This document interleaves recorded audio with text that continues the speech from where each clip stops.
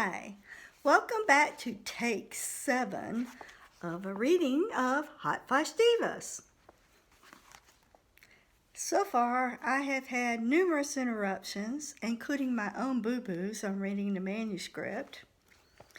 The phone has rang, my musical clock has gone off in the background, my cat meowed, everything is interfering, but I am persisting.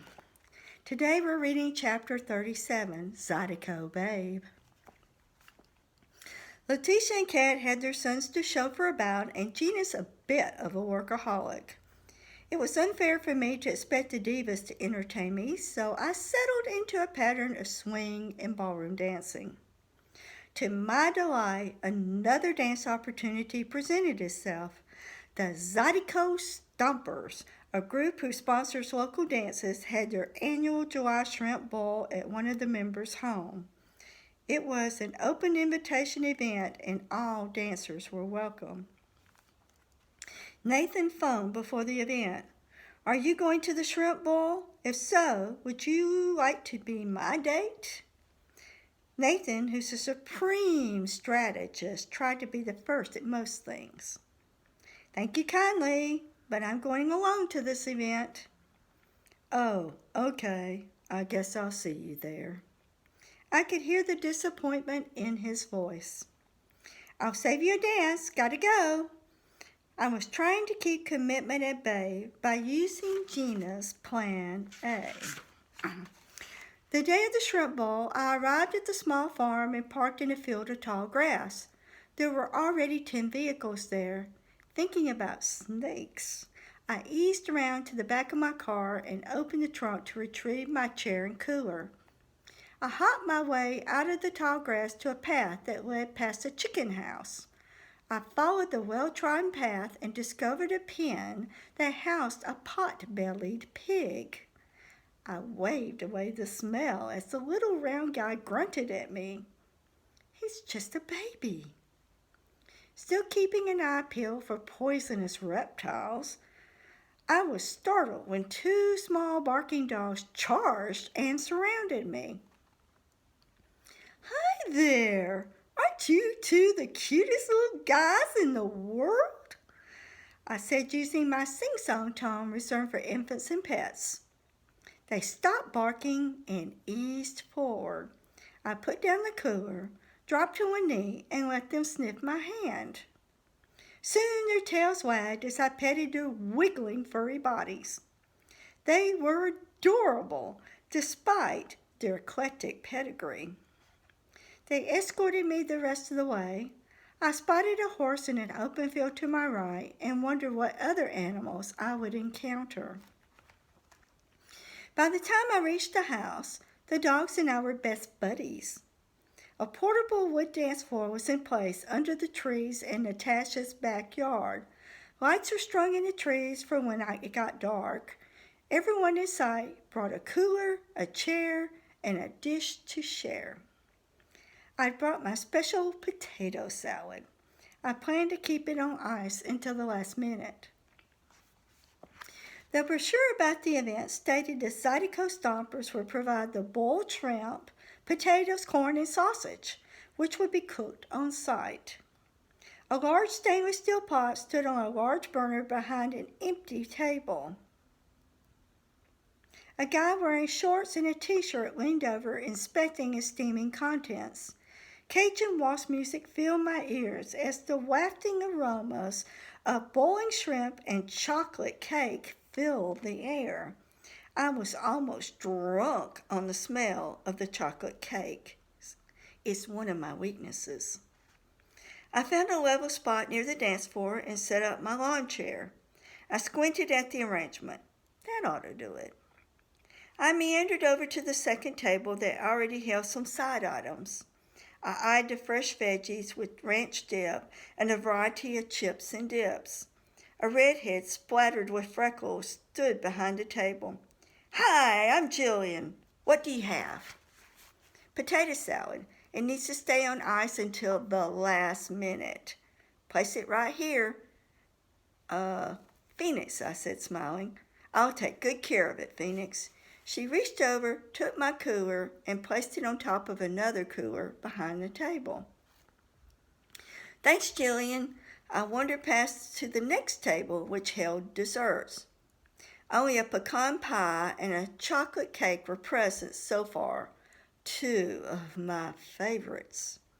I leaned over and inhaled the aroma of the homemade chocolate icing. I could even smell the vanilla in the cake. I nearly swooned on the spot. I thought, if chocoholic Gina were here, it'd be hard to hold her back. I tried to get the divas to come, but they all had family events. I returned to my chair and plopped down, feeling the plastic webbing tear a tad. One more thing to add to my repair list, I thought. This was my first Cajun Zydeco dance. I'm willing to try most things, and God blessed me with the ability to learn. The floor was down, and the music was blasting a peppy Zydeco tune about someone stealing a chicken. It would be 30 minutes before the food was served, and no one was dancing. A few people trickled in, but the music was going to waste.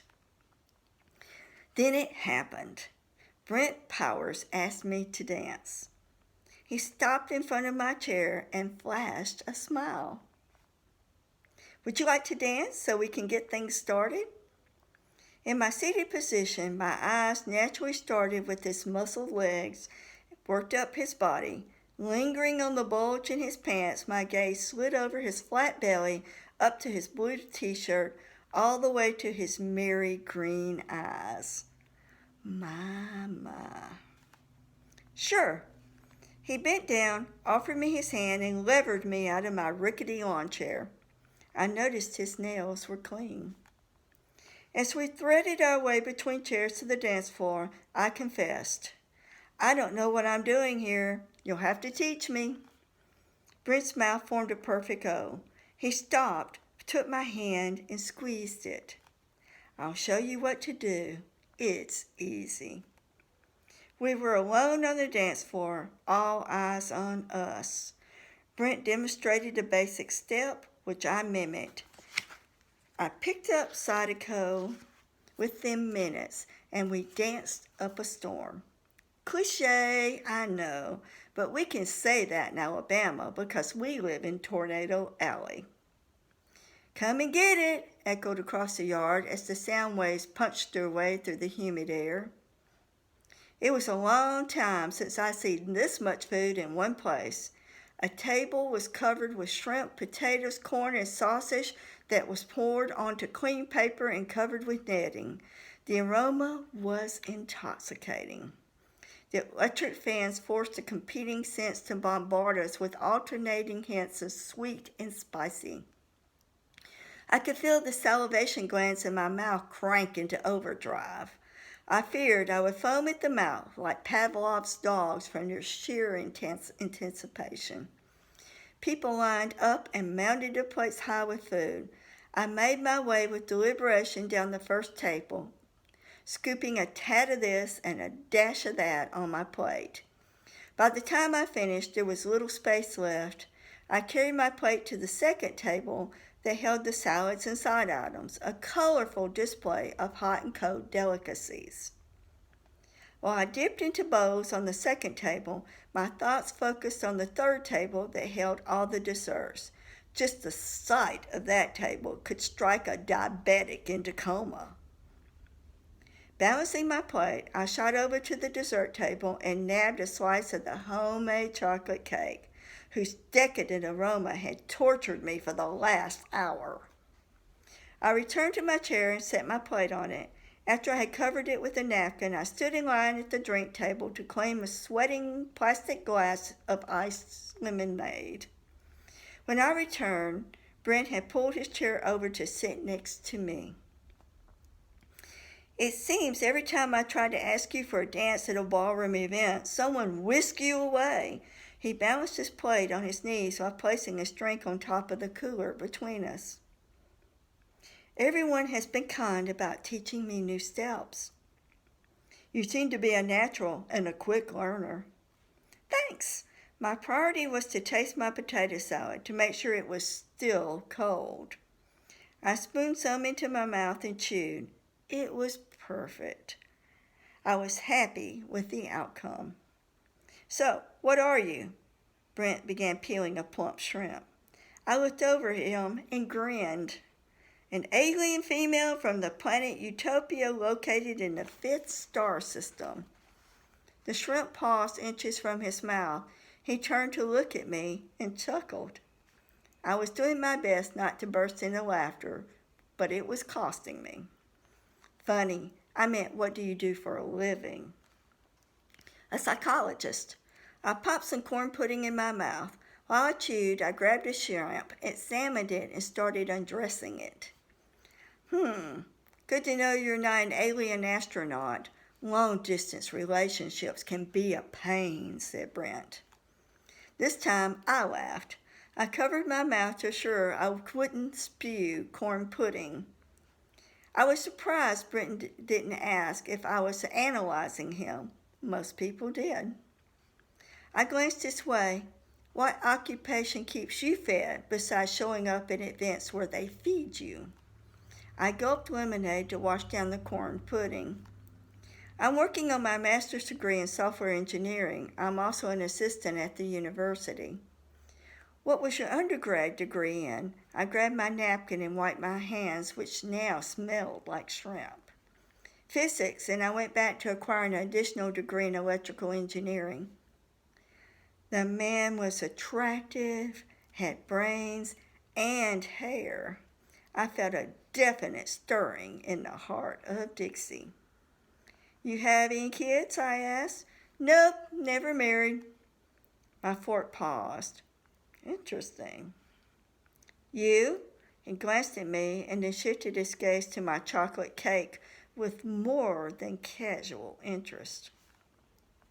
I shifted my dessert plate more to my side of the cooler to increase the distance between him and my dessert.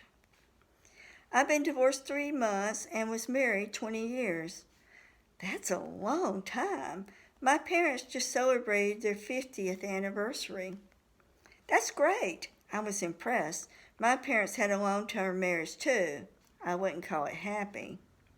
What happened? I mean to your marriage. Brent sat back, extended his long legs, and crossed them at the ankles.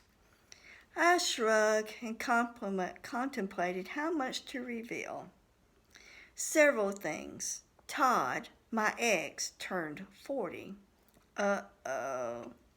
I neglected our marriage for a year because I was caring for my dying father while I tried to keep my practice open. Sounds like it was a tough year.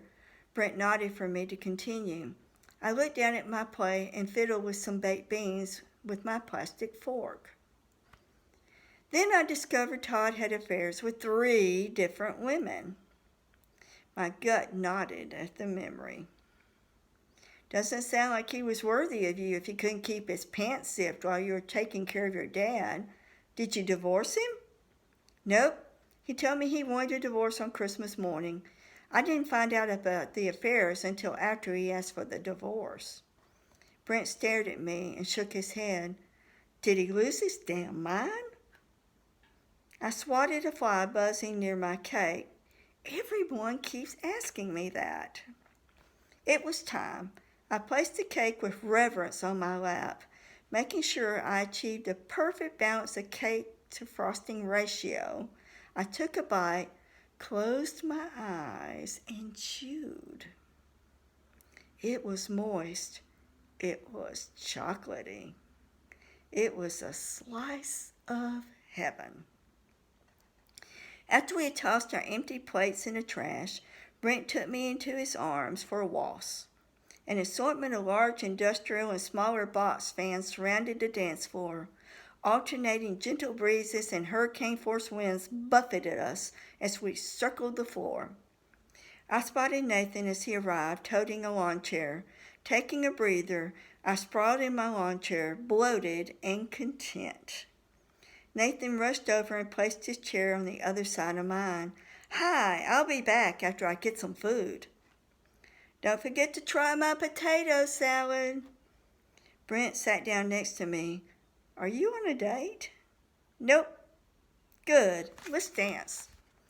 This outdoor event occurred at the end of July. It was a tad warm, which was a diplomatic understatement. I told Brent, my dad would say it's hotter than blue Hades today. Brent nodded. He'd be right. My mom always told me that in the genteel South, we don't sweat.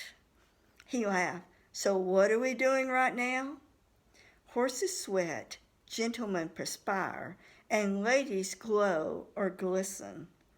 I was beyond glowing and glistening. I sparkled like a July 4th fireworks. A hot flash only served to escalate my discomfort. I stood, arms akimbo, in front of the 5-foot industrial fan. I closed my eyes so my contacts wouldn't blow out, and smiled as the gale blew me dry. Since I knew I was going to be overheating like a jalopy short on coolant, I wore a short skirt with built-in shorts, a cute t-shirt, and flashing tennis shoes. I have small feet, so I can wear children's shoes. Hence, I'm one of few adults who own tennis shoes that flash with every step. I'm also one of few adults willing to wear them. Brent, Nathan, and other members of the group asked me to dance and show me new steps. I was well-fed, sassy, and basking in the attention of Southern gentlemen. Things were going well until the testosterone started flying like bottle rockets. Nathan and Brent seemed to be in a glaring contest. Every time one of them escorted me to the dance floor, dirty looks arrowed back and forth. Dust crept across the sky, and the temperature inched down the thermometer as the DJ called for a line dance. I knew the dance from my college days, so I extracted myself from my wobbly chair to join the dancers on the floor. Both men parked themselves on the sidelines and watched me. Perhaps I bedazzled them with into a hypnotic state with my flashing shoes. Nathan parried a few dirty looks with Brent before he joined the dancers. After the line dance, Brent asked me to dance again. While we were on the dance floor, he asked, "Would you like to go out sometime?" I answered, "Sure, that would be fun." He whipped a piece of paper and a small pen from his pocket and wrote down my number. Thank you for listening. Hope this chapter made you hungry, especially for chocolate cake. Please like, subscribe, leave comments. I hope you are doing well, that you stay healthy and safe. Have a great day. Bye.